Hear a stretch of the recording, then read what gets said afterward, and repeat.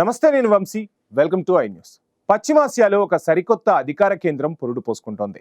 ఐక్యరాజ్య సమితిని కాదని డొనాల్డ్ ట్రంప్ స్వయంగా రంగంలోకి దిగి ఏర్పాటు చేస్తున్న బోర్డ్ ఆఫ్ పీస్ ఇప్పుడు ప్రపంచ దేశాలను రెండుగా చీలుస్తోంది. తొలుత ఈ మండలిని తీవ్రంగా వ్యతిరేకించిన ఇజ్రాయెల్ ప్రధాని నెతన్యాహు ఇప్పుడు అనూహ్యంగా మనసు మార్చుకున్నారు. ట్రంప్ ఆహ్వానాన్ని మన్నిస్తూ శాంతి మండలిలో చేరేందుకు సిద్ధమని ప్రకటించారు.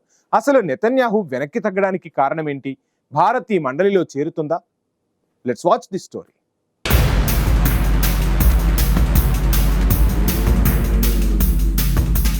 అమెరికా అధ్యక్షుడు డొనాల్డ్ ట్రంప్ ప్రపంచ రాజకీయాల్లో తనదైన ముద్ర వేయడానికి సిద్ధమయ్యారు. ఐక్యరాజ్య సమితి తనకెప్పుడూ సహాయం చేయలేదని, అందుకే గాజాలో శాంతి కోసం తానే ఒక ప్రత్యామ్నాయ మండలిని ఏర్పాటు చేస్తున్నారని ట్రంప్ బాంబు పేల్చారు. ఈ బోర్డ్ ఆఫ్ పీస్ కు ట్రంప్ స్వయంగా చైర్మన్ గా వ్యవహరించబోతున్నారు. తొలుత ఈ మండలిలోని సభ్యుల విషయంలో అభ్యంతరం వ్యక్తం చేసిన నెతన్యాహు బుధవారం నాడు అనూహ్య ప్రకటన చేశారు. గాజా పునర్నిర్మాణం, శాంతి స్థాపనలో భాగంగా ట్రంప్ బృందంతో కలిసి పనిచేయడానికి ఇజ్రాయెల్ కు ఎలాంటి అభ్యంతరం లేదని స్పష్టం చేశారు.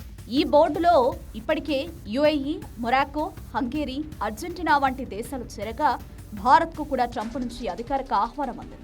అయితే భారత్ ఇప్పటి వరకు తన నిర్ణయాన్ని వెల్లడించలేదు. పశ్చిమాసియాలో భారత ప్రయోజనాలు, ఐక్యరాజ్య సమితి ప్రాధాన్యతను దృష్టిలో ఉంచుకుని మోదీ ప్రభుత్వం ఆచితూచి అడుగులు వేస్తోంది. పాకిస్తాన్ కు కూడా ఇందులో చోటు దక్కడంతో భారత్ నిర్ణయం ఇప్పుడు అత్యంత కీలకంగా మారింది. మరోవైపు ఈ మండలి ప్రపంచ దేశాల మధ్య అగాధాన్ని పెంచుతోంది. గ్రీన్లాండ్ కొనుగోలు వ్యవహారంలో ట్రంప్ తో విభేదిస్తున్న ఫ్రాన్స్ ఈ శాంతి మండలిలో చేరేది లేదని తెగేసి చెప్పింది. ట్రంప్ ఒకవైపు ఫ్రాన్స్ పై 200% సుంకాలు విధిస్తానని బెదిరిస్తుంటే, మరోవైపు మాక్రాన్ బోర్డ్ ఆఫ్ పీస్ ఆహ్వానాన్ని తిరస్కరించడం మిత్ర దేశాల మధ్య యుద్ధ వాతావరణాన్ని కల్పిస్తోంది.